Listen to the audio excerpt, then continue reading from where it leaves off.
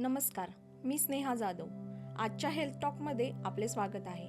आज आपल्यासोबत आहेत जळगाव नांदुऱ्याचे सुप्रसिद्ध डॉक्टर चेतन जाधव सर. जळगाव नांदुऱ्यामध्ये एक वाक्य खूप सुप्रसिद्ध आहे. जेथे सगळीकडून निराशा मिळते तेथे डॉक्टर सर रिझल्ट दाखवतात. असे का म्हणत असावेत बरं? यामागे आहे सरांचा 15 वर्षाचा अनुभव. सरांनी 15 वर्षामध्ये अनेक पेशंट्सला जगण्याची एक नवीन आशा दिली आहे. त्याचबरोबर सरांच्या बाहेरील व्हिजिट जणू काही पेशंटसाठी रिझल्टची हमी आहे. तर आपल्या या कार्यक्रमात सरांचे स्वागत आहे. नमस्कार सर. तर सर, आजच्या या धावपळीच्या युगामध्ये आपण बघतो की सर्वांना सर्व गोष्टी क्विक पाहिजे आहेत. तर मग आयुर्वेदाच का? कारण आयुर्वेदाचा रिझल्ट हा स्लो असतो. तर आयुर्वेदा का निवडावा, यामागे तुमचं काय मत आहे? बेसिक मी आयुर्वेदामध्ये आहे म्हणून मी म्हणत नाही, पण हा जो वेद आहे, जसं ऋग्वेद, सामवेद, अथर्ववेद, यजुर्वेद, त्या अथर्ववेदाचा उपवेद म्हणून आयुर्वेदाकडे बघितला जातो. आणि आयुर्वेद हा आयुष्याचा वेद आहे, ज्याच्यामध्ये आयुष्य कसं वाढवता येईल आपल्याला हे कुठल्या शास्त्रामध्ये नाही सांगितलेलं आहे. आयुष्य वाढवण्याचं ते फक्त आयुर्वेदामध्ये सांगितलेलं आहे. आयुर्वेदामध्ये वयस्थापनगण आहे, रसायन चिकित्सा आहे, की ज्याने आपलं आयुष्य आपण इझिली आणि वाढवता येते आपल्याला. अच्छा, मग सर, पण आता आपल्याला जर का क्विक पाहिजे असेल काही, तर मग आयुर्वेदामधनं आपल्याला ते मिळेल का? हो हो, नक्कीच. कारण की असा समज आहे बरेच लोकांचा की आपण आयुर्वेदाच्या दृष्टिकोनातून गेलो आपल्याला उशीर लागेल, तिथं त्यांची कडू औषधी घ्यावं लागतील, हा गैरसमज आहे. कसं आहे की जसं ॲलोपॅथीला टायमिंग फॅक्टर आहे, तसं आयुर्वेदाला पण टायमिंग फॅक्टर आहेच. आयुर्वेदामध्ये असं काही नाही की जे उशिरा पेशंट आमच्याकडे उशिरा येतात. म्हणजे ॲक्च्युली कसं होतं की पेशंट काही त्रास झाला की सुरुवातीला ॲलोपॅथीच्या क्लिनिकला जातात, तिथनं बरं नाही झाल्यानंतर सेकंड ऑप्शन त्यांचं आयुर्वेदाचं राहते. माझं तर सगळ्या रोगांना हेच सांगणं राहील की पहिला ऑप्शन आयुर्वेदाला द्या. कारण आयुर्वेदाकडे जे दृष्टिकोन आहे तो लोकांचा सध्या बदलत चालला आहे. सर, मी असं ऐकलंय की तुम्ही जळगावमधनं आम्लपित्ताचा त्रास पूर्णपणे बरा केलाय. ते कसं शक्य झालं सर तुम्हाला? आम्लपित्त हा जर तुम्ही पाहिला तर प्रत्येक घरामध्ये एक 4 लोकांचं जर कुटुंब असेल तर 1 ते 2 जणांना तरी आम्लपित्ताचा त्रास आहे. आम्लपित्त हा सोबतच घेऊन जात आहे. विषय कसा आहे की आम्लपित्ताचा आजार जो आहे तो आहार, विहार आणि आपलं मन या 3 गोष्टीवर अवलंबून आहे. आता आहार काय होतं बरेच लोकांचं की सध्या तुम्ही डेली लाईफ पाहत आहे, सगळ्यांचं फास्ट आहे. त्याच्यामुळे कसं आहे की किचन कमी झालं, घरगुती किचन कमी झालं. बाहेरचा जो आहाराचा सोर्स आहे तो वाढत चालला.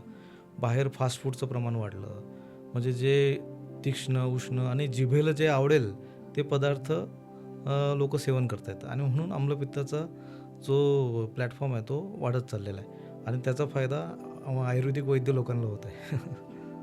सर, मग आम्लपित्त झालं की इनो घेणे किंवा ॲसिडिटीच्या गोळ्या घेणे हे किती हानिकारक असू शकतं? कसं आहे, आम्लपित्तासाठी तुम्ही जर समजा विचार केला तर बरेच जण गप्पा मारताना सुद्धा एक सल्ला देतील. तो सल्ला वैद्याचा जर घेतला तो जास्त फायदेशीर राहील. कारण की इनो वगैरे घेऊन हे तात्पुरतं तुम्हाला आराम पडू शकतो, पण परमनंट उपाय जर पाहिजे असेल, आम्लपित्त बऱ्याच जणांना वाटतं की हा सोबतच राहणार आहे. काय आम्लपित्त सोबत नाही. आम्लपित्तावर पूर्णपणे खात्रीशीर उपचार आयुर्वेदामध्ये सांगितलेला आहे. इनो वगैरे घेतल्याने काय होईल की तो शेवटी तो सोडा आहे, कॉस्टिक सोडा असते त्याच्यामध्ये, आणि एक ढेकर वगैरे तुम्हाला पास होतात, तो बरं वाटतं त्या क्षणी.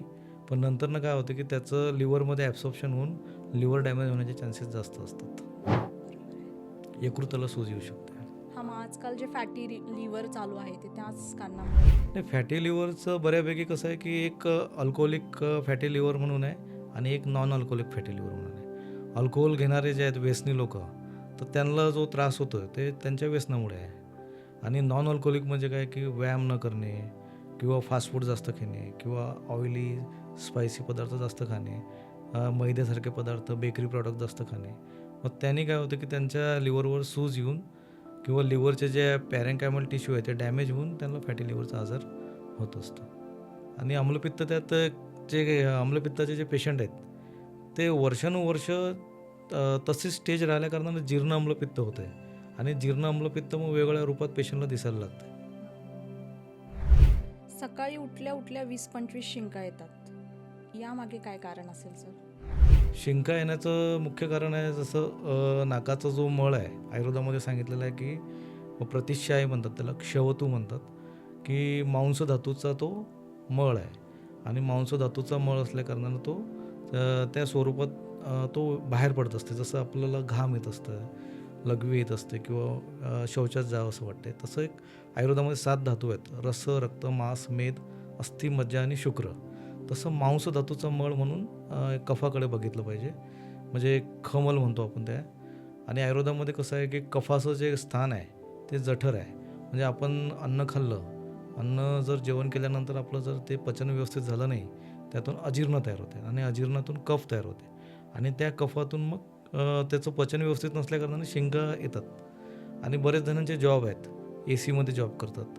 काही जणांचं गाडीवर जाताना डोक्याला काही कॅप वगैरे बांधून नाही किंवा काही रुमाल वगैरे बांधून नाही, गार हवा कानामध्ये शिरल्या कारणानं त्यांना कफाचा त्रास होऊन शिंका हे लक्षण दिसते. बऱ्याच जणांना एलर्जी आहे, म्हणजे कसं धूळ, माती किंवा अगरबत्ती. आता ही तसं पाहिलं, धूळ अगरबत्ती ही लहानपणी पण होती, आता पण आहे, नंतर पण राहणार आहे. पण आत्ताच का बरं त्रास होतो आहे? याचं कारण काय, त्यांची बॉडीतली जे टिश्यूची ही आहे सेन्सिटिव्हिटी ते कमी झालेली आहे. म्हणजे याचा आपण अर्थ घेतला तर प्रतिकारशक्ती कमी झालेली आहे. तर त्या व्यक्तीची प्रतिकारशक्ती कशाने कमी झाली की चुकीचा आहार विहार. जर तुम्ही आहाराकडे व्यवस्थित नियोजन केलं, विहार जर व्यवस्थित ठेवला, तर शिंका येणं बंद होऊ शकते. तरी आयुर्वेदामध्ये खूप सारे त्याच्यात ऑप्शन आहेत. तुम्ही एक नस्य थेरपी आहे, आयुर्वेदामध्ये त्यांनी काही लेप सांगितलेले आहेत. आता लेपामध्ये आपण जर बघितलं तर हे हळकुंड आहे, हे कोंबड नखे म्हणून सांगितलेले आहे वनस्पती. आणि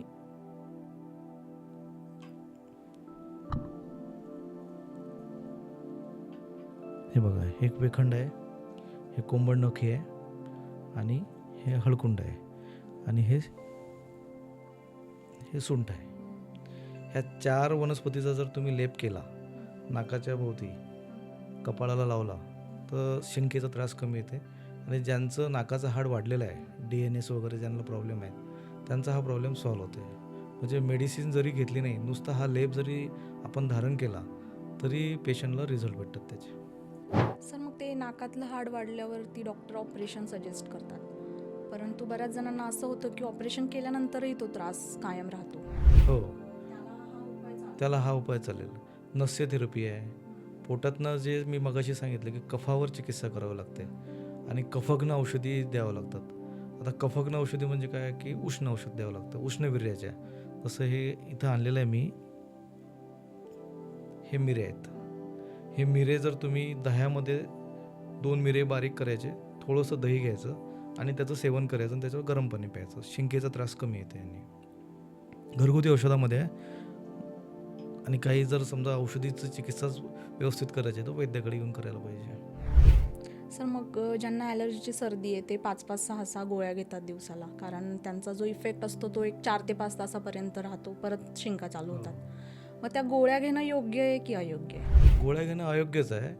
माझ्याकडे काही केसेस अशा आहेत की ज्यांनी सिट्रेझिन, लिव्होसिट्रेझिन, मोंटोल्युकस, बिलास्टिन ह्या सगळ्या गोळ्या घेऊन, काही जणांना तर इनहेलर चालू केलेले आहेत त्यांनी, बोडोइडिन वगैरे सारखे जे रेग्युलर पंप घेतात, असे पेशंटसुद्धा आयुर्वेदाने बरे केले गेलेले आहेत. आयुर्वेदामध्ये कसं आहे, बेसिक कसं आहे की त्या पेशंटची लाईफस्टाईल बघितल्या जाते, तो त्याचा विहार कसा आहे तो बघितला जातो. त्याच्यानंतर त्याचं घरातलं जे वातावरण आहे, म्हणजे इन केस कसं आहे की खिडक्या ओपन ठेवतात का, बारीक बारीक वैद्यांना लक्ष ठेवावं लागतं. त्याच्या AC चालू असतं का रूममध्ये, ह्या बारीक बारीक बारकावे जर तुम्ही लिहून काढले आणि त्याच्या पेशंटला जर त्यांच्या चुका सांगितल्या आणि पोटातनं आयुर्वेदिक औषधी दिल्या. आयुर्वेदिक औषधामध्ये कसं आहे की आपण सुरुवातीला काय करतो की आयुर्वेदामध्ये खूप जास्त दोष असले तर शोधन चिकित्सा सांगितलेली आहे. शोधन चिकित्सा म्हणजे पंचकर्मातला भाग आहे. जसं वमन आहे, विरेचन आहे, नस्य आहे, बस्ती आहे, रक्तमोक्षण आहे. तर कफांचे आजार जे आहे, ज्यांना ॲलर्जिक रायनायटिस वगैरे किंवा अस्थमाचा त्रास आहे, त्यांनी वमन करावं. वमन केव्हा करायचं? वसंत ऋतूमध्ये वमन करायला पाहिजे. शक्य झालं तर वसंत ऋतूमध्ये करा आणि जर त्रास असेल तर केव्हाही ऋतूमध्ये, कोणत्याही ऋतूमध्ये आपण करू शकतो. वमन केल्याचे फायदे खूप आहेत. शरीरातलं जे आमाशय मी मगाशी सांगितलं की जे कफाचं स्थान सांगितलेलं आहे, आणि कफ जर निघून गेला तर तिथं जे आहे टॉक्सिसिटी ती निघून जाते आणि आपल्याला जे डायजेशन प्रॉपर होते आणि दोष कमी होतात. आपलं शरीर जे आहे ते 3 दोषापासून बनलेलं आहे. वात, पित्त आणि कफ. याची साम्य अवस्था जर आपण ठेवली तर ते दोषांचं म्हणजे आपली प्रकृती चांगली राहते. व्याधिप्रतिकारशक्ती वाढते आणि वमन चिकित्सेनंतर आपण त्यांना शमन चिकित्सा करायची. शमन चिकित्सेमध्ये मगाशी मी सांगितले काही वनस्पती सांगितले त्या आयुर्वेदाकडे वैद्याकडे जर आले तर त्याच्यामध्ये श्वासकोठार रस आहे, सूतशेखर रस आहे, त्रिभंगकीर्ती रस आहे. खूप झालं तर समजा की पेशंटला काही आसाव अरिष्ट आहेत आयुर्वेदामध्ये कणकासोसारखं ते तुम्ही देऊ शकता. जवसाचा लेप आहे, जवस आपण घरी वापरतो. जे जवस आपण बारीक मिक्सरमधून पावडर करून घ्यायची आणि त्याचं पाणी टाकून थोडंसं शिजवायचं आणि त्याचा लेप छातीला आणि पाठीला लावायचा. 2 तास तो ठेवायचा, नंतर ओल्या कपड्याने पुसून टाकायचा. हा जर लेप तुम्ही केला तर कुठल्याही पेशंटचा जो कफ आहे छातीतला तो निघून जातो. त्याला न्यूमोनिया वगैरे होत नाही. नाहीतर काय होते, छोटे छोटे बच्चू आहेत त्यांना न्यूमोनिया वगैरे होण्याचे चान्सेस जास्त असतात. तर बरेच दवाखाने करत राहतात. दर 15 दिवसांनी काही झालं की त्याला त्रास व्हायला लागला की परत ॲडमिट, मग प्रोसेस कंटाळतात. आयुर्वेदाचा ऑप्शन जर त्यांनी निवडलं तर आयुर्वेदामध्ये काही सुवर्णकल्प आहेत. उदाहरणार्थ श्वासकात चिंतामणी, सहस्रपुटी अभ्रक भस्म, मयूरपिच्छामशी, ह्या जर तुम्ही याचं रससिंदूर, समीरपन्नग रस, पण हे सगळ्या औषधी मी जे सांगत आहे हे वैद्यानुसारच घ्यायला पाहिजे. आणि सहदामध्ये याचं जर तुम्ही चाटण केलं व्यवस्थित तर तुम्हाला निश्चितच या शिंकेमध्ये किंवा अस्थमाच्या केसेसमध्ये किंवा न्यूमोनियाच्या केसेसमध्ये आराम पडायला लागेल. तर जळगावमध्ये असं ऐकण्यात येते की गुडघेदुखीवर जो तुम्ही इलाज करताय तो इतका परिणामकारक आहेत की लोक व्हीलचेअरवरून स्वतः चालायला लागलेत. तर हे कसं शक्य झालं? मुळात कसं आहे की गुडघेदुखी म्हटलं की ते पहिल्यांदा ऑर्थोपेडिककडे जातात. तिथं एक्सरे वगैरे काढून ब्लड इन्व्हेस्टिगेशन करून त्यांना एकच सांगितलं जातं की याच्यामध्ये ऑप्शन नाही आहे, तुम्हाला आता ऑपरेशन करावं लागेल. आता तर रोबोटिक सर्जरी वगैरे बरेच जणांचं ऑप्शन आहेत. पण मी म्हणेल की ते सर्जरी ऑप्शन हे सेकंडरी द्या, प्रायमरी ऑप्शन आयुर्वेदाला द्या. त्याचं कारण असं आहे की आयुर्वेदामध्ये सूक्ष्म विचार केलेला आहे.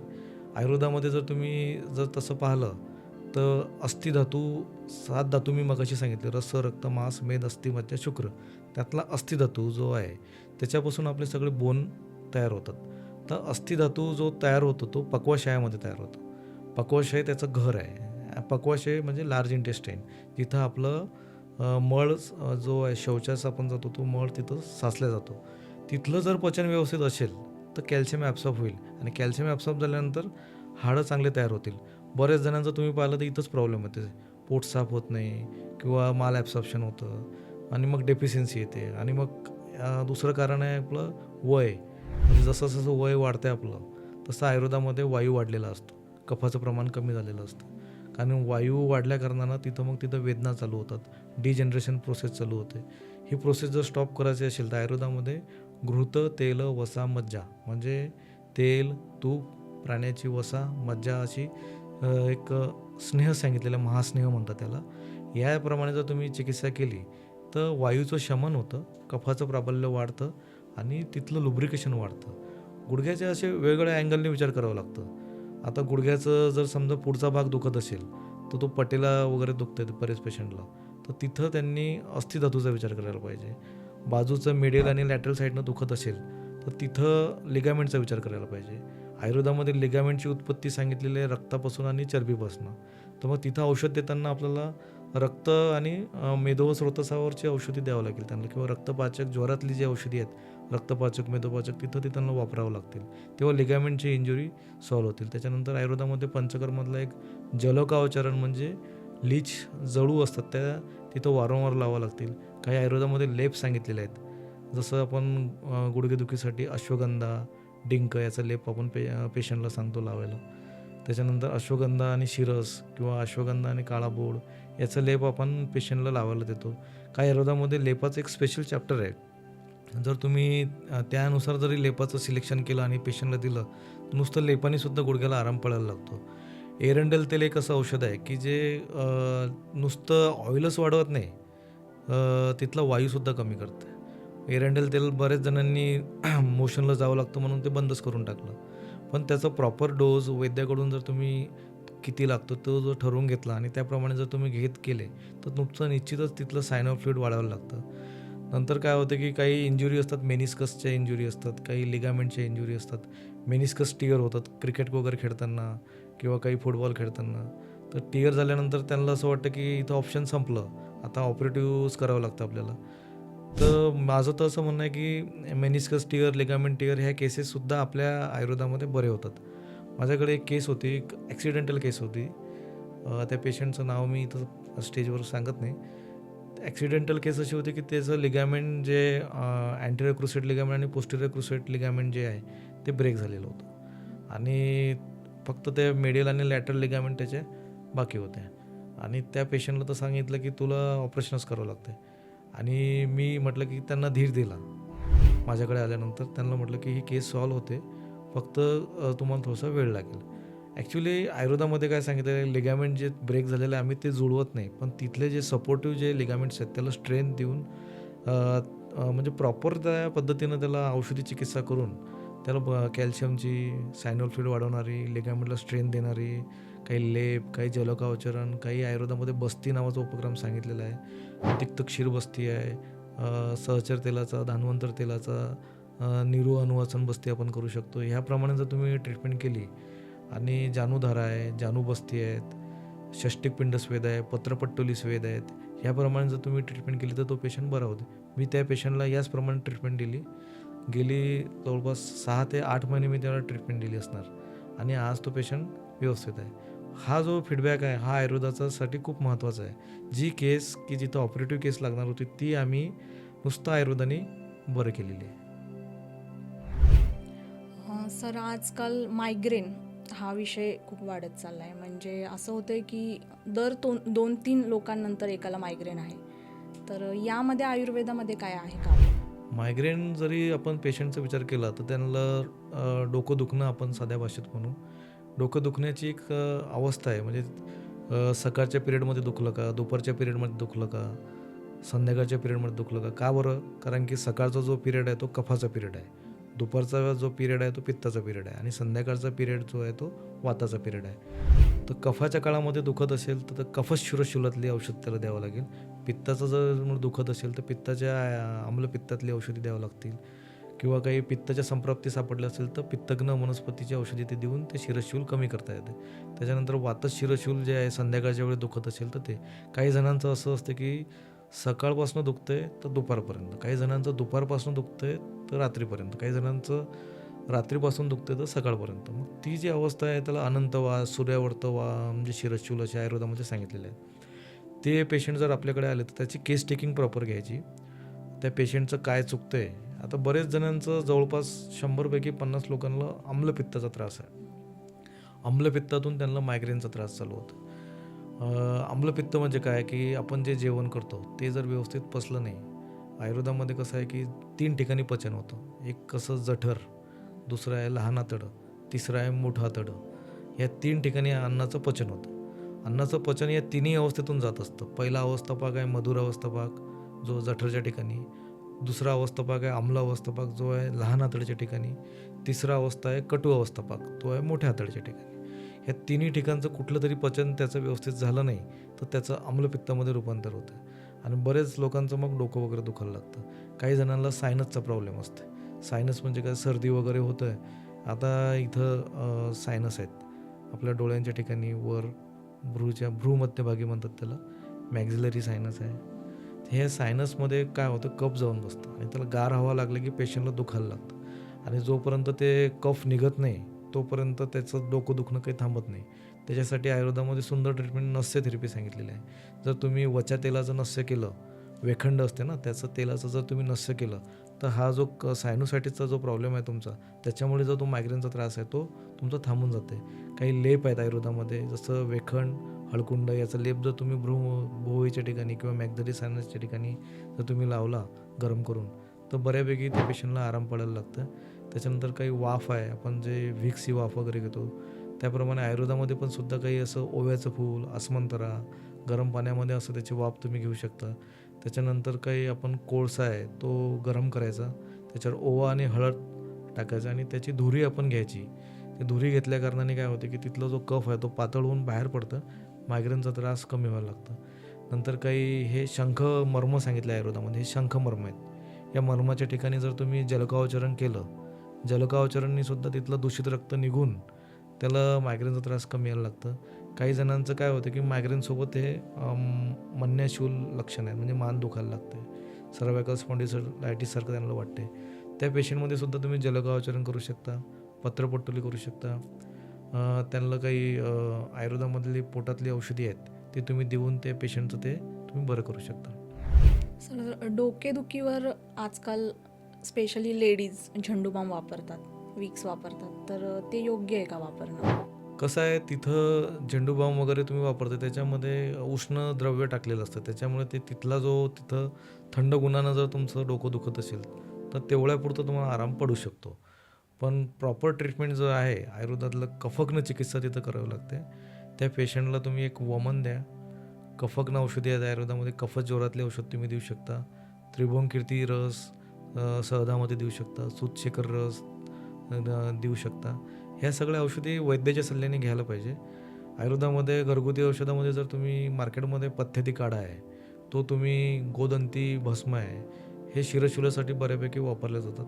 पण तिथली मी पहिल्यांदाच सांगितलं की केस टेकिंग, त्याचे काय चुकते आहार विहारामध्ये त्याला बदल करून वैद्याच्या सल्ल्याने त्याला औषधी आपण देऊ शकतो. सर, जळगावमध्ये डायबिटीज तुम्हाला घाबरतोय असं ऐकण्यात येते, तर डायबिटीज हा मुळातनं नष्ट करता येतो का लाईफटाईम आपल्याला औषध घ्यावंच लागेल? डायबिटीज जे आहे, लोकांनी काय केलेलं आहे, आपल्या डोक्यावर असं भूत ठेवलेलं आहे, म्हणजे की ब्लड प्रेशर, डायबिटीज हे आता बसतच नाहीत. हे कसं होतं की म्हणजे एक शास्त्र आहे, जसं मॉडर्न सायन्स सांगतं की हे लाईफ टाईम तुम्हाला गोळ्या वगैरे घ्यावं लागतील. पण लोकांनी दुसरं ऑप्शन चॉईसच नाही केलेलं आहे. आयुर्वेदाकडे ते आलेच नाहीत. त्यांना कसं काय माहिती राहणार की आता ही चिकित्सा यांच्याकडे झाल्यानंतर म्हणजे यांच्याचकडे झाल्यानंतर मग दुसरीकडे उपायच नाही, असं त्यांच्या मनात प्रश्न येते. आयुर्वेदामध्ये खूप सूक्ष्म विचार केलेला आहे. डायबिटीज जर समजा आयुर्वेदामध्ये आपण बघितलं तर मधुमेह आपण त्याला म्हणतो. मधुमेहाची जी संप्राप्ती जर पाहिली तर आयुर्वेदामध्ये जे द्रव्य लघवी वाटे प्रकर्षानं बाहेर पडते त्याला प्रमेह असं म्हटलेलं आहे. आणि प्रमेहाचा प्रकारामध्ये मधुमेह येतो. प्रमेहाचे 20 प्रकार सांगितलेले आहे आयुर्वेदामध्ये. प्रमेहाचे 20 प्रकार म्हणजे कफाचे 10, पित्ताचे 6 आणि वाताचे 4. वाताच्या 4मध्ये हा मधुमेह हा प्रकार सांगितलेला आहे. आणि मधुमेह म्हणजे काय झाल्यानंतर लोकांना काय होतं की गोड खाणं माझं बंद झालं. माझ्याकडे जेवढे काही पेशंट मधुमेहाचे आहेत त्या पेशंटचं मी गोड टोटली बंद नाही केलं आहे. त्यांना चहा जो लागतं सकाळचा तो मी माझ्याकडे चालू आहेत. पेशंटला चहा देऊन मी त्यांचे साखर कंट्रोलमध्ये करतो. मुळात कसं आहे की त्याला आयुर्वेदिक दृष्टिकोनातून त्या पेशंटचं बघितलं पाहिजे. म्हणजे आता सध्या आता मॉडर्न सायन्ससुद्धा ॲक्सेप्ट करायला लागलं की इन्सुलिन रेझिस्टंट म्हणावं त्याला. त्या ज्या पेशी आहेत त्या पेशी इन्सुलिन घेत नाहीत आणि त्याच्यामुळे ते साखर रक्तामध्ये पडून राहतं आणि मग आपण ब्लड रिपोर्ट केल्यानंतर साखर वाढलेली असते आणि मग तो पेशंट चेक केल्यानंतर त्याला डायग्नोसिस होतं की आपल्याला मधुमेह झालेला आहे. तोपर्यंत पेशंटलासुद्धा माहीत नसतं. सगळ्यात महत्त्वाचं कसं आहे की मधुमेहाचे पूर्वरूप आहेत ते आपण ओळखता आले पाहिजे. खूप तहान लागणं, खूप लघवीला जावं लागणं, खूप थकवा येणं, पडल्या पडल्या झोप लागणं, अंगाला खूप घाम येणं. आयुर्वेदामध्ये अजून दुसरं एक सांगितलेलं आहे की मानेच्या ठिकाणी आणि जांघेच्या ठिकाणी काळेपणा यायला लागतो. ह्या ज्या ठिकाणी जर तुम्हाला दिसायला लागलं तर लगेच तुम्ही वैद्याकडे जाऊन नाडी परीक्षा करून मधुमेहावर काही औषधी घेता येतील का ते बघायला पाहिजे. मार्केटमध्ये कसं आहे की तुम्ही बसमध्ये बसले किंवा रेल्वे स्टेशनवर बसले, तुम्हाला मधुमेहासाठी प्रत्येकजण औषध सांगतो. तर त्यांची औषधी ऐकल्यापेक्षा वैद्याच्यानुसार जर औषधी घेतल्यात तर जास्त परिणामकारक दिसून येतील. कारण काय होतं की सगळीकडे मार्केटमध्ये बघा तुम्ही कडू रसाचा वापर जास्त आहे. आयुर्वेदामध्ये 6 रस सांगितलेले आहे: मधुर, आम्ल, लवण, कटू, तिक्त, कषाय. खूप एक्सेसिव्ह जर तुम्ही कडू रस घेतला तर तुमच्या शरीरातला वायू वाढतो. एकदा का तुमचा वायू वाढला तर शरीरातली चरबी पातळ व्हायला लागते आणि चरबी पातळ व्हायला लागल्यानंतर किडनीवर त्याचा असर यायला लागतं. कारण की किडनीची उत्पत्ती रक्तापासून आणि चरबीपासून सांगितलेली आहे. जर तुमचा वायू खूप वाढला तर चरबी तुमची वितळायला लागल्यानंतर किडनी खराब व्हायला लागते. माझं तर असं म्हणणं आहे की मधुमेह झाला म्हणजे लगेच कडू रसावर तुम्ही धावू नका. कडू रस खूप किती मात्रा घ्यायची. जरी कडुनिंबाचं झाड तुमच्याकडे आहे, तुम्ही काय करता की त्याचा स्वरस ग्लासभर घेता. त्याची मात्रा किती आहे? ओल्या वनस्पतीची स्वरसाची मात्रा आयुर्वेदामध्ये 5 ते 10 ml सांगितलेली आहे. ही रोगी एक ग्लास जर आपण पकडला 250 ml चा ग्लास आहे, तो डोस किती होईल? जरी ते औषध फ्रीमध्ये आहे पण त्याचा विचार आपण करायला पाहिजे. म्हणून म्हटलं की मार्केटमध्ये इतर ठिकाणी गोष्टी केल्यापेक्षा वैद्याच्या ठिकाणी येऊन जर गोष्टी केल्या की काय आपल्याला करता येईल मधुमेहामध्ये, ते करायचं. कारण आयुर्वेदामध्ये खूप सूक्ष्म विचार केलेला आहे. त्याची लाईफस्टाईल आम्ही चेंज करतो, त्या पेशंटला व्यायाम सांगतो. व्यायामामध्ये तुम्ही योगासनं आहेत, सूर्यनमस्कार आहेत, काही प्राणायाम्स आहेत, ते तुम्ही करू शकता. त्या केल्यानंतर काय होतं की शरीरामधला जो मळ आहे तो एक्सेसिव्हली किडनीवरचा लोड कमी येऊन तो घामामार्फत सगळा बाहेर फेकला जातो. तुम्ही अन्न चावून जरी जेवण केलं तरी 20% साखर कमी येते. एक्झरसाईज केल्यानंतर 30% साखर कमी येते. 50% तर विदाऊट मेडिसिन साखर कमी यायला लागली.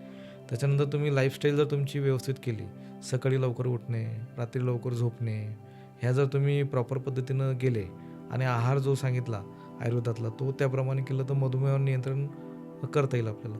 काही रसायन चिकित्सा आहे. नुसतं आपण ट्रीटमेंट करताना मधुमेहाची औषधी देऊन ब्लड रिपोर्ट नॉर्मल करत नाही.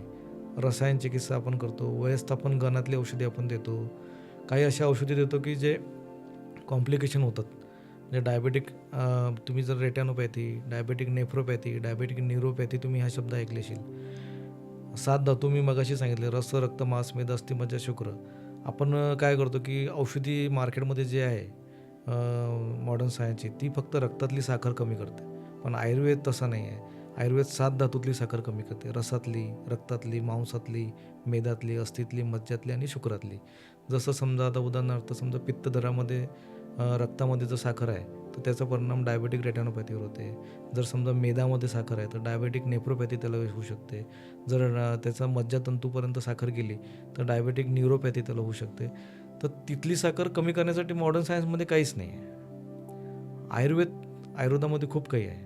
जसं काही आहे प्रभाकर वटी आहेत, काही आदेश मधू नावाचे एक आमचे सरांचं एक कॉम्बिनेशन आहे, ते तुम्ही देऊ शकता. हेमगर्भ रसायन तुम्ही देऊ शकता. काही पोट्टली कल्पना आहे, जसं ताम्रगर्भ पोट्टली आहे, हेमगर्भ पोट्टली आहे, हे तुम्ही तिथं वापरू शकता. ऑप्शन खूप आहे. पण शिलाजीतसारखं औषध आहे, ओली हळद, आणि तुम्ही जर समजा आवळा पावडर हे नित्यनेमाने घेतली तरी तुमची साखर नियंत्रणात राहू शकते. ओली हळद आणि कंबरमुळीचा पाला हे जर तुम्ही नित्यनेमाने घेतलं तर तुमची साखर नियंत्रणात राहू शकते.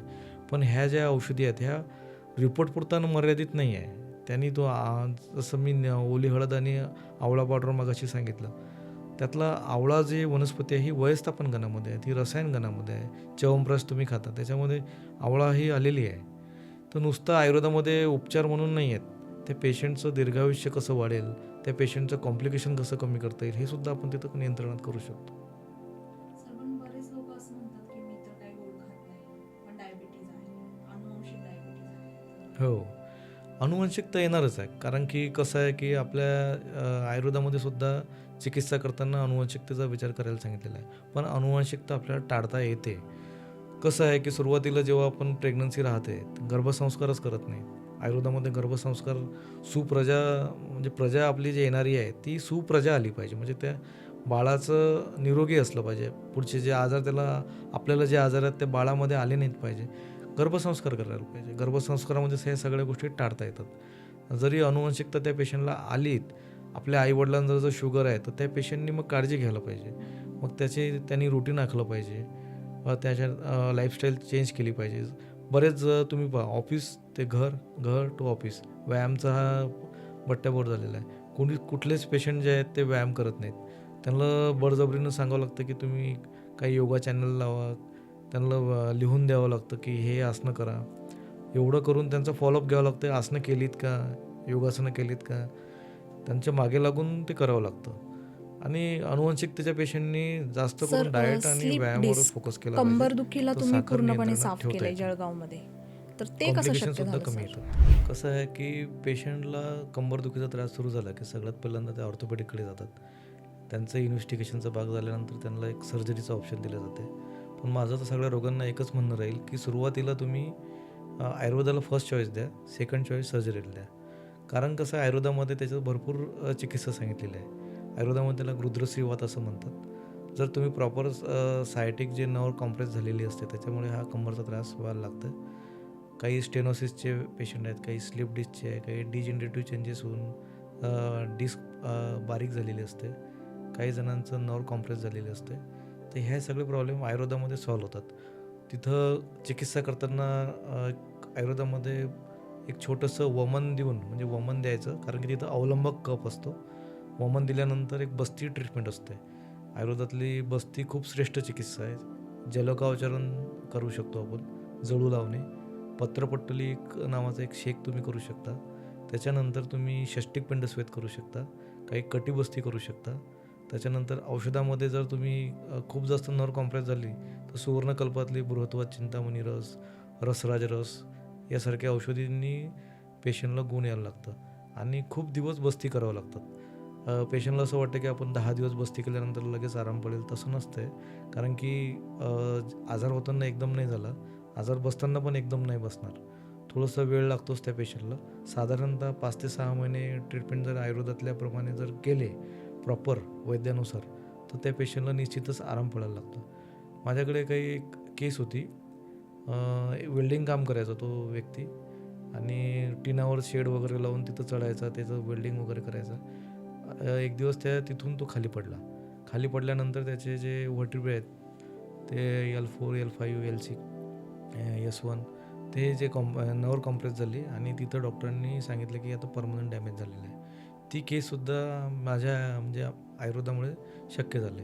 मला जवळपास 11 महिने लागले त्या पेशंटला बरं करण्याकरता. तर प्रॉपर मी काय केलं की त्या पेशंटला पहिल्यांदा आश्वासन चिकित्सा दिली. त्याच्यानंतर त्या पेशंटला प्रॉपर मेडिटेशन आपलं कसं राहील ते सांगितलं. पंचकर्मातला भाग समजावून सांगितला आणि पंचकर्म सुरू झालं. मग त्याच्यानंतर जे पंचकर्मातले जे प्रोसिजर आहेत त्या सुरू झाल्यात आणि त्यांचे जे मुलं होते ते कॉपरेटिव्ह होते. त्यांनी सांगितलं, सर आमचा विश्वास आहे आयुर्वेदावर, तुम्ही काहीतरी करा. नाहीतरी ॲलोपॅथीमध्ये आता त्यांनी ऑप्शन नाही सांगितलं, सर्जरी पण होत नाही म्हणत. ती केस आम्ही चांगली केलेली आहे. तर असे बरेचसे केसेस आहेत, पण आता वेळेचा अभाव असल्याकारणानं आपण ते इथं घेऊ नाही शकत. सर असं ऐकायला येतंय की जळगावमध्ये तुम्ही 60 ते 70% वंध्यत्व नष्ट केलं आहे. तर हे कसं शक्य झालं सर? मुळात कसं आहे की अपत्य प्राप्त होण्यासाठी प्रत्येक आई वडिलांची इच्छा असतेच, पण ही सगळी ईश्वरी कृपा आहे. सगळ्यात पहिलं वाक्य मी सांगतो की प्रारब्धामध्ये जर तुमचं अपत्य आहेच तर ते होणारच आहे. फक्त कसं आहे की आयुर्वेदामध्ये जसं आपण शेतामध्ये जातो की शेत नांगरतो, त्याच्यामध्ये बी पेरतो, पाणी पडतं आणि मग पीक यायला लागतं. तसंच आयुर्वेदामध्ये सांगितलेलं आहे, ऋतुक्षेत्र अंबुबीज. म्हणजे प्रॉपर त्या व्यक्तीची मासिक पाळी रेग्युलर येते का, गर्भाशयाची स्थिती कशी आहे, तिचं हिमोग्लोबिन किती आहे, त्याच्यानंतर ते बीज PCOD सारखे प्रॉब्लेम सध्या आहेत ते आपण बघतो. पुरुषांमध्ये काही प्रॉब्लेम आहेत का ते बघतो आणि प्रॉपर त्या पंचकर्म करून, जे वमन आणि विरेचन प्रोसेस करून, काही पेशंटला बस्तीची प्रोसिजर करून खूप दिवस ट्रीटमेंट द्यावं लागतं. साधारणतः 3-4 महिने पेशंटला औषधी घ्यावं लागतात. त्याच्यानंतर ह्या केसेस सॉल्व्ह होतात. सर आजकाल ही गोष्ट खूप कॉमन आहे की सकाळी उठल्या उठल्या आम्लपित्त होणे, ॲसिडिटी होणे, तरी पण लोक चहा घेतात, कॉफी घेतात आणि त्यांना जमत नाही चहा आणि कॉफीशिवाय. तर चहा आणि कॉफीचा संबंध आम्लपित्ताशी आहे का? मुळात कसं आहे की आयुर्वेदामध्ये शरीर आणि मन हे सांगितलेलं आहे. शरीराची चिकित्सा करताना मनाची पण चिकित्सा आयुर्वेदामध्ये सांगितलेली आहे. काही 100% पेशंटची सायकॉलॉजी झालेली आहे की चहा घेतल्यानंतर मला बरं वाटेल, कॉफी घेतल्यानंतर बरं वाटेल. सायकॉलॉजीला औषध नाही आहे. त्या पेशंटला काउन्सिलिंग करून जर व्यवस्थित विश्वासात घेऊन जर तुम्ही त्यांना सांगितलं की चहा आणि कॉफीचे जे दुष्परिणाम आहेत, तर ते पेशंट प्रमाण कमी करत करत करत ते व्यसन त्यांचं बंद होऊ शकतं. एकदम तुम्ही आज सांगितलं तर लगेच ते उद्या चहा बंद करतील, कॉफी बंद करतील असं होत नाही व्यवहारामध्ये. तर चहा आणि कॉफी तसं भूक कमी करतं. कॉफीमध्ये कॅफिन नावाचं एक घटकद्रव्य आहे, चहामध्ये निकोटीन नावाचं एक घटकद्रव्य आहे, तर टॅनिन नावाचे पदार्थ आहेत. तर हे जे आहेत हे आपल्या लिव्हरसाठी घातकच आहेत. तर याने काय होतं की त्या पेशंटच्या लिव्हरवर परिणाम होऊन त्याचा पाचक स्राव थांबवलं जातं आणि मग आम्लपित्ताची हिस्ट्री आणखी वाढते. म्हणून थोडंसं विश्वासात घेऊन त्या पेशंटचं ते व्यसन कमी करावं. सर जसं आता थंडीचे दिवस आहेत, तर थोडी थंडी वाढली किंवा परफ्यूमचा स्मेल आला किंवा थोडी धूळ आली तर 20-25 शिंका येणे, नाक वाहणे हे आजकाल खूप कॉमन झालं आहे. यामध्ये आयुर्वेदामध्ये काही उपाय आहेत का? आयुर्वेदामध्ये खूप सुंदर उपाय आहेत. कसं आहे की मगाशी मी सांगताना सांगितलं की सर्दी जी आहे ती कफामुळे होत असते आणि कफाचं जे घर आहे ते आमाशय आहे आणि आमाशयाच्या ठिकाणी आपलं पचन होत असतं जेवणाचं. आपण जेवण जे आहे ते पचलं तर व्यवस्थित त्याचे 7 धातू तयार होतील. नाही पचलं तर त्याचं मळ तयार होईल आणि हा मळ मग नाकामध्ये जाऊन, कारण की मांसधातू तिथं असल्याकारणाने मांसाचा मळ आहे तो आणि मग सर्दी, शिंका वगैरे त्या पेशंटला यावं लागतात. तर त्या पेशंटची सेन्सिटिव्हिटी तिथं वाढलेली असते. सगळ्यात पहिल्यांदा त्या पेशंटचा तुम्ही आहार आणि विहारावर फोकस करा.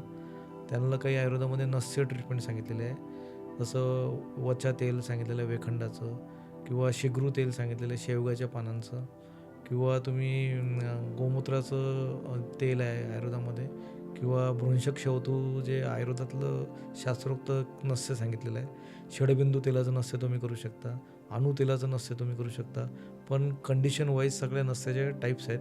तुम्ही ह्या वैद्याच्या सल्ल्याने ह्या नस्याचा वापर करू शकतात. काही लेप सांगितलेले आहेत. तुम्ही वेखंड आणि हळकुंड आणि आंबी हळद याचा लेप, कोंबडनखी, पुनर्नवा याचा लेप तुम्ही पाण्यामध्ये उगाळून गरम करून तो नाकाला आणि कपाळाला लावू शकता. याने बरेचसे पेशंटला शिंकेपासून आराम पडायला लागतं. सर, आजकालचे जॉब म्हणजे कसं सिटिंग जॉब आहेत. IT क्षेत्र म्हणा किंवा कुठलंही क्षेत्र असू द्या, सिटिंग जॉबचं प्रमाण वाढलं आहे. तर त्यामुळे 20 ते 25 वयोगटातली मुलं म्हणतायत की कंबर दुखतंय, उठलं जात नाही. तर यासाठी आपल्याकडे काय उपाय आहेत? मुळात कसं आहे की आयुर्वेदामध्ये सांगितलेलं आहे की जर समजा स्नायूचं दुखणं असलं तर व्यायाम करा. जर ते दुखणं बोनमध्ये गेलं, हाडापर्यंत गेलं, तर तिथं विश्रांती घ्या. हे ओळखता आलं पाहिजे वैद्यांना किंवा पेशंटला का आपलं दुखणं स्नायूचं आहे की हाडाचं आहे. स्नायूचं असलं तर भरपूर एक्झरसाईज करावं लागतं. एक्झरसाईजामध्ये बरेचपैकी मी सांगतो पेशंटला योगासनं करा. कारण की वजन लिफ्टिंग वगैरे आपण अवॉइडच करतो पेशंटचं. योगासनामध्ये तुम्हाला खूप असे आसनं आहेत की ते तुम्ही केल्यानंतर पेशंटला आराम पडायला लागतं. त्याच्यानंतर पेशंटला आयुर्वेदातलं जे संप्राप्ती आहे, औषधी चिकित्सा आहे, ती आपण समजावून सांगतो. पंचकर्मातला बस्तीचा खूप फायदा अशा पेशंटला खूप होतो.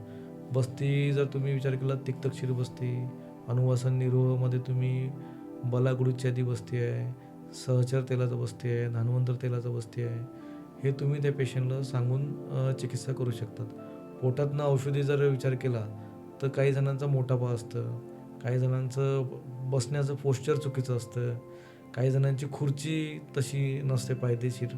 प्लास्टिकची खुर्ची जर तुम्ही बघितली तर त्याच्यावर कंबरचे त्रास हमखासच आहे. काही जणांची खुर्ची कम्फर्ट नसल्याकारणानं त्यांना कंबरचा त्रास होतो. काही जणांची पोझिशनच बसण्याची चुकीची असते.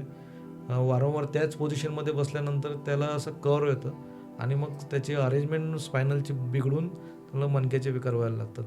तर ते पेशंटला समजावून सांगावं लागतं की हिस्ट्री घेताना आपण ते सगळ्यांना विचारतो की जॉब कुठला आहे, खुर्चीची अरेंजमेंट कशी आहे, सगळं आम्ही विचारतो.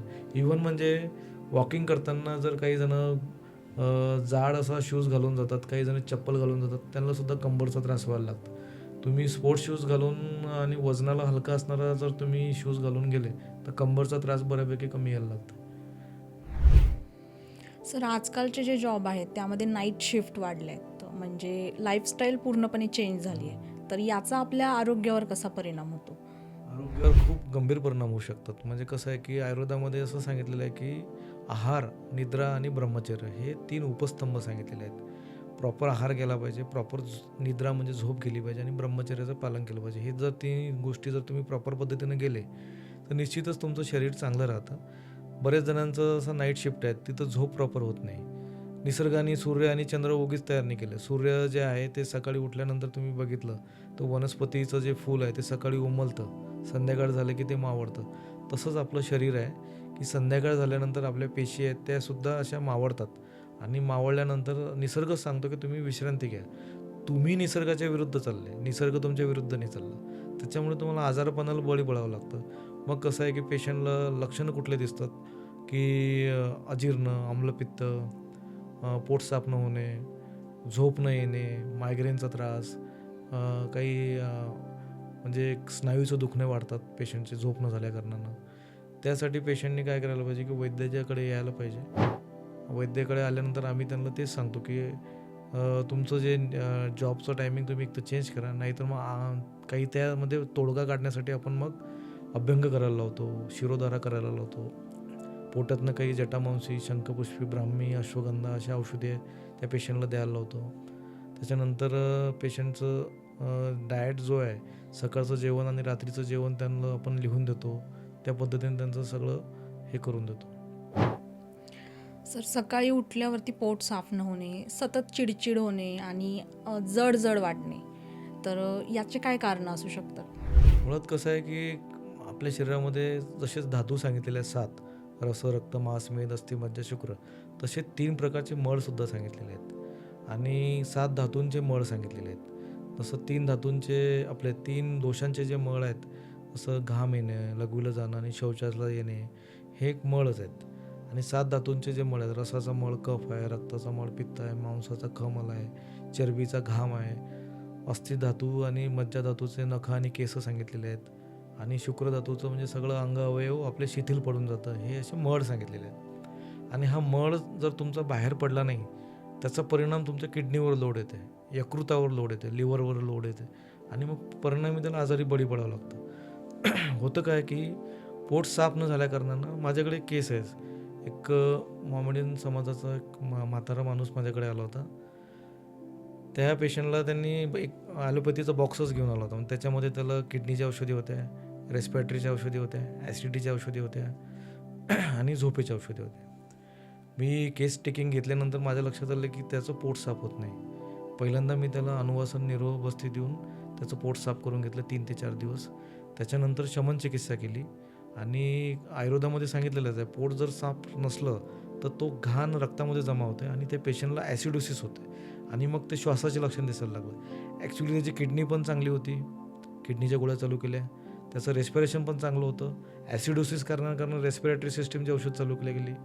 तर ह्या चिकित्सेचा बारकावा म्हणून नुसतं पोट साफ केल्याकारणानं त्याचं जे आहे ॲसिडोसिस कमी झालं, म्हणजे रेस्पिरेटरीच्या टॅबलेट थांबल्या, किडनीवरचा लोड कमी झाला, त्याच्यामुळे त्या किडनीवर जाणारी जी घाण आहे रक्तातली ती थांबली गेली. एवढा परिणाम पोट साफ होण्याचा मी सांगतो, म्हणजे एवढी पोट साफ होणं महत्त्वाचं आहे. म्हणून रोज पोट साफ झालं पाहिजे. काही जणांचं असं आहे की मला शौचात 2 वेळा जावं लागतं, 3 वेळा जावं लागतं. त्यांना आनंद वाटतं की नाही, माझं मस्त पोट साफ झालं. शौचास फक्त एकदाच साफ झालं पाहिजे. तेच आयुर्वेदामध्ये नॉर्मल सांगितलेलं आहे. जर तुम्हाला 2 वेळेस जावं लागतं, याचा अर्थ तुमच्या शरीरातलं पचन व्यवस्थित नाही आहे. वैद्याच्या सल्ल्याने तुमचं पचन व्यवस्थित तुम्ही करून घ्या. सर्व रोगांचं कारण आहारच आहे. आपण विहार पण सांगितलेला आहे आणि मनाचंच सांगितलेलं आहे. बरेच जणांचं तुम्ही बघा की एन्झायटी आहे, ऑफिसला जावं लागेल, 10 मिनिट उशीर झाला, बॉसला रागवतील, म्हणजे एन्झायटी सतत. आणि मनाचा परिणाम मग कसं होतं की रसधातूचं जे स्थान आहे ते हृदयसुद्धा सांगितलेलं आहे आणि आमाशयसुद्धा सांगितलेलं आहे, म्हणजे जठरसुद्धा. तुमचा परिणाम आहार रसावर पण होईल आणि हृदयावर पण होईल. आणि चिंतन केल्यानं खूप जास्त तर हृदयाचे आजार होतात, हार्ट अटॅकसारखे प्रॉब्लेम येऊ शकतात. म्हणून ते एन्झायटी कितपत घ्यायची ही त्या रोग्यांनी ठरवायला पाहिजे, आपण कितपत ते घ्यायला पाहिजे. सर, असं म्हणतात की आयुर्वेद आपल्या किचनपासून सुरुवात होते, तर आपल्या किचनमध्ये असे काय वनस्पती आहेत किंवा असं काय आपण वापरू शकतो रोजच्या आपल्या जीवनामध्ये? हो, मी आता सोबतच आणलेल्या आहेत बऱ्यापैकी औषधी, किचनच्याच आणल्या की जे पेशंटला ओळखता येतील अशाच सांगितले. ही बघा, हे धने, हे किंचित उष्ण गुणाचे आहेत आणि हे मूत्रल आहेत. ज्या पेशंटला लघवीचा त्रास आहे किंवा लघवीमध्ये जळजळ वगैरे होते, तर धने आणि जिऱ्याचं पाणी भिजत ठेवायचं पाणी, ते हे धने आणि जिरे पाण्यामध्ये, आणि ते पाणी खडीसाखरबरोबर घेतलं की लघवीतली जळजळ तुमची थांबून जाते. त्याच्यानंतर तुमचं भूक वाढवते. त्याच्यानंतर शरीरातलं हे सुगंधी द्रव्य असल्याकारणानं चव येते पेशंटला, म्हणजे जे पेशंट बेचव झालेलं असतं चव यायला लागते. त्याच्यानंतर हे बघा, पोट साफ होण्यासाठी हे बाळ हिरडे आहेत. हे जर तुम्ही एरंडल तेलामध्ये याचं भाजून घेतले आणि मिक्सरमधून पावडर केली आणि याच्यामध्ये सेंधी मीठ टाकलं आणि रात्री झोपताना 1 चमचा जर तुम्ही घेतलं तर बऱ्यापैकी पेशंटचं पोट साफ व्हायला लागतं. हे छोटे बाळ हिरडे आहेत. हिरड्याचे 5 प्रकार आयुर्वेदामध्ये सांगितलेले आहेत, त्यातला हा छोटा हिरडा आहे. हा एरंडल तेलामध्ये भाजल्यानंतर हा मोठा होतो, फुगतात असे, आणि मिक्सरमधून पावडर करून घेतली, पोट साफ व्हायला लागतं पेशंटचे. हे बघा, हे मिरे आहेत. ज्या पेशंटचं आयुर्वेदामध्ये त्रिकटू सांगितलेलं आहे, सुंठ, मिरे आणि पिंपळी, ते मिरे त्यातलाच भाग आहे. हा मरीच म्हणतात त्याला आयुर्वेदामध्ये. हे उष्णवीर्याचे आहे आणि हे योगवायू आहे, म्हणजे फास्ट ॲक्शन करणाऱ्यातलं आहे. आणि कॅटलाइज म्हणून तुम्ही वापरू शकता. दीपन पाचन करणाऱ्यातले, भूक वाढते, पचन चांगलं होतं आहे, पण याचं प्रमाण जे आहे ते तुम्ही कमी घ्यायचं. ताक आणि मिरे, ताक आणि जिरं आणि मिरे असं तुम्ही याचं कॉम्बिनेशन ठेवू शकता. सहदामध्ये तुम्ही कफाचा त्रास असला, याचे 2 मिरे सहदामध्ये करून तुम्ही पिऊ शकता. किंवा शिंका वगैरे येत असतील, सर्दीचा त्रास असेल, तर थोडेसे मिरे आणि दही गरम पाण्याबरोबर घेऊ शकता, ज्याने की लगेच सर्दीचा त्रास कमी व्हायला लागतो. त्याच्यानंतर हे बघा, हे इंद्रजव आहेत. ज्यांना पोटाच्या विकाराचा प्रॉब्लेम आहे, ज्यांना नेहमी आम्लपित्त वगैरे होते, हा इंद्रजव चूर्ण बारीक करा आणि 1 ग्रॅम चूर्ण गरम पाण्याबरोबर सकाळ आणि संध्याकाळ घ्या. तुम्हाला पोटाचे विकार कमी व्हायला लागतील. त्याच्यानंतर आयुर्वेदामध्ये षड्धरण चूर्ण जे आयुर्वेदामध्ये सांगितलं, त्याच्यातलं प्रामुख्याने घटकद्रव्य हे इंद्रजव आहे. हे कडू आहे, पण हे बरेचसे आजार घालवते.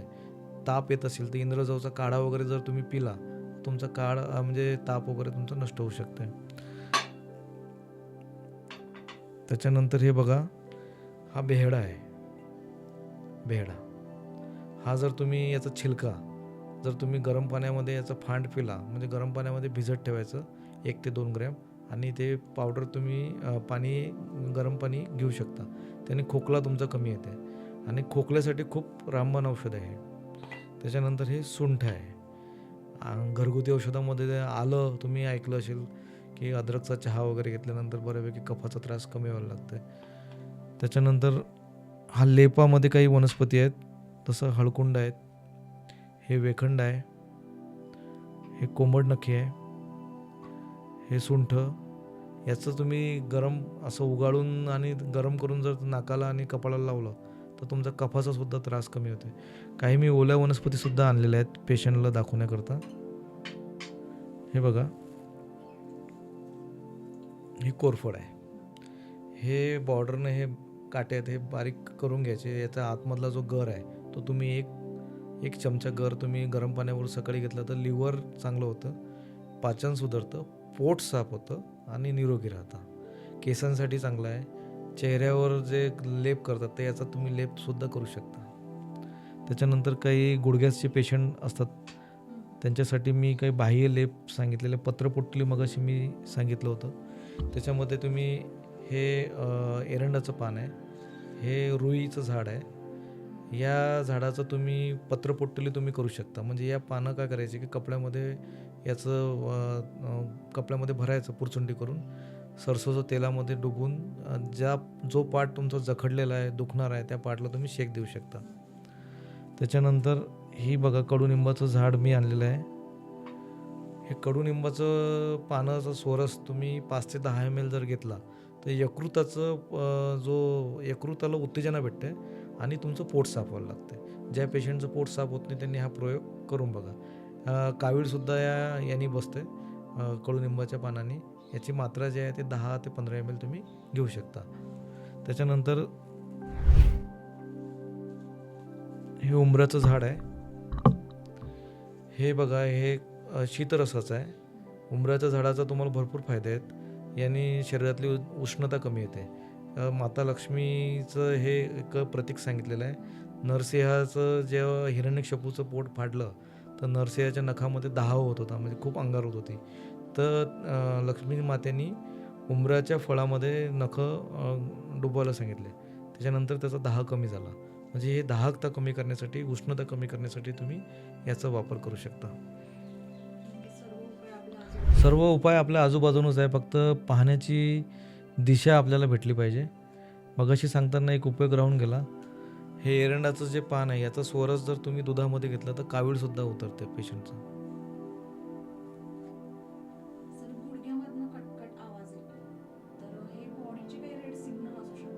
हो, गुडघ्यामध्ये कटकट आवाज येणे म्हणजे तिथलं सायनोल फ्लुइड तुमचं कमी झालेलं आहे. आणि सायनोल फ्लुइड कमी होण्याच्या मागची तुम्ही पार्श्वभूमी जर त्याची बघितली तर त्या पेशंटला तुम्ही खूप जास्त चालणं होतं का, म्हणजे वॉकिंग खूप होते का ते बघायला पाहिजे. वॉकिंग खूप होत असेल तर त्याला सांगायचं की रेस्ट घ्या म्हणून. त्याच्यानंतर त्या पेशंटचं सुपारी वगैरे खातात काही जण, तर सुपारी ही कषाय रसाची आहे किंवा काही कषाय रसाचे पदार्थ त्या पेशंटच्या पोटामध्ये जातात का ते बघायला पाहिजे. कषाय रसानं काय होतं की तिथलं सायनल फ्लुइड हे होऊन जातं, म्हणजे ॲब्सॉर्ब होतं आणि मग त्याला डेफिशियन्सी येते. मग एरंडेल तेल त्याचं खूप चांगलं औषध आहे. एरंडेल तेल जर तुम्ही 1 चमचा गरम पाण्यामध्ये सकाळ आणि संध्याकाळ घेतलं खूप दिवस, साधारणतः 2-3 महिने, तर त्या पेशंटचं कटकट आवाज बंद होऊन जातं. सर, डायबिटीजच्या पेशंटचं सतत असं म्हणणं असतं की डाएट केला की चक्कर येते, डाएट नाही केला की रक्तातली साखर वाढते. तर यासाठी काय करता येऊ शकतं? मुळात कसं आहे की तुमचा जो प्लॅन आहे की कुठल्या प्रकारचा आहार घ्यायला पाहिजे, त्याच्यामध्ये प्रामुख्यानं त्या पेशंटनी नाचणीची भाकर घ्यायला पाहिजे. नाचणीचा शिरा तुम्ही, भाजणीचं थालीपीठ तुम्ही करू शकता किंवा कमी साखरचा नाचणीचा शिरा तुम्ही घेऊ शकता.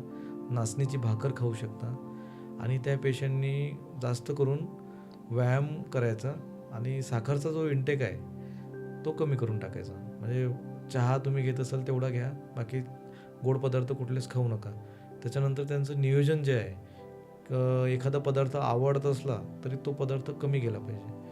आणि सतत असं मॉडर्न सायन्स सांगतं की जेवण कमी करायचं आणि दर 1-1 तासाने जेवण करायचं, तर ते चुकीचं आहे. आयुर्वेदामध्ये अध्यशन, विषमाशन आणि अनशन असे प्रकार सांगितलेले आहे.